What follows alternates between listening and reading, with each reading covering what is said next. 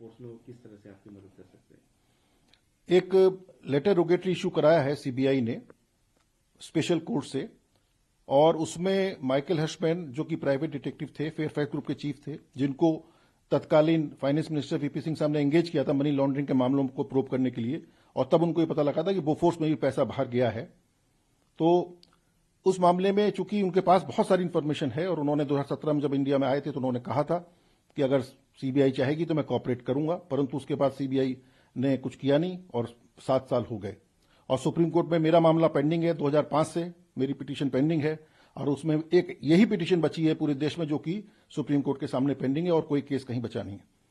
तो मैंने इस मामले में खुद माइकल हर्शमैन साहब से कल रात को बात की थी, और मैंने उनसे अनुरोध किया था, मैंने आग्रह किया था और रिक्वेस्ट किया था कि इस मामले में चूंकि मैं पिटिशनर हूं और देश की जनता, पूरे भारत की जनता चाहती है कि बोफोर्स का सच सामने आए, कौन लोग थे, क्या था,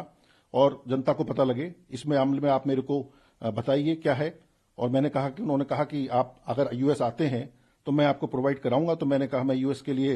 अपना जो वीसा की फॉर्मेलिटीज पूरी कर रहा हूं और मैं जल्दी आऊंगा। उन्होंने कहा वीसा की आप जैसे ही बन जाए आप मेरे को बताइए, उसके बाद आप आइए और आप मिलिए आके।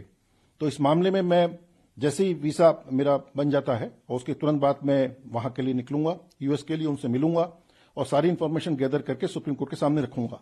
इस मामले में एक बात और आई थी जो बहुत ही महत्वपूर्ण है, जो देश की जनता को भ्रमित किया गया, क्योंकि वहां हाईकोर्ट के जो जजमेंट था 21/5/2005 का, जस्टिस आर एस सोडी का, जिसमें उन्होंने हिंदुजा ब्रदर्स के खिलाफ और एबी बोफोर्स कंपनी के खिलाफ चार्जेस क्वैश कर दिए थे, उसमें उन्होंने कहा था कि इसमें 250 करोड़ रुपया इन्वेस्टिगेशन में खर्च हो गया। तो जनता एकदम से, अब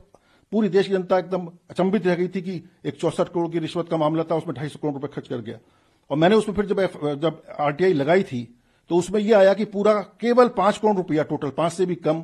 खर्च हुआ था। और ये बात भी मैंने रखी थी, और ये एक महत्वपूर्ण तथ्य उन्होंने अपने क्वैशिंग के चार्जेस में लिया था कि 250 करोड़ रुपए खर्च हो चुका है देश की जनता का और इसमें बेवजह खर्च हो रहा है,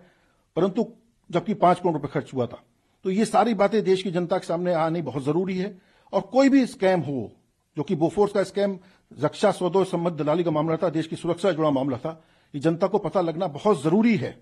और चूंकि वो बोफोर्स की जो तोप के बारे में कहा जाता है, उससे कहीं अच्छे दर्जे की सुखमा तोप थी, उसका जो फ्रांस की थी, जिसको सारे जनरल, जो तो जनरल थे आर्मी के, उन्होंने रिकमेंड भी किया था, जिसकी रेंज भी ज्यादा थी, जिसका रेट भी कम था, जो कि टेक्नोलॉजी भी ट्रांसफर कर रहे थे, परंतु केवल इसके चलते, क्योंकि गांधी परिवार नजदीकी थी उटावी कोथरोची से, वो इसमें दलाल था, एई सर्विसेज को पैसा गया जो उसकी कंपनी थी। ये सब चीजें मैं बहुत लड़ाई लड़ चुका हूं सुप्रीम कोर्ट में, और अब ये जो उनके पास इंफॉर्मेशन है, मटेरियल है, जैसा वो बताते हैं, और बहुत महत्वपूर्ण मटेरियल है, ये सारा मैं सुप्रीम कोर्ट में दाखिल करूंगा और सुप्रीम कोर्ट उस पर जो आदेश जारी करेगा, देश की जनता को पता लगेगा कि क्या हुआ था बोफोर्स में।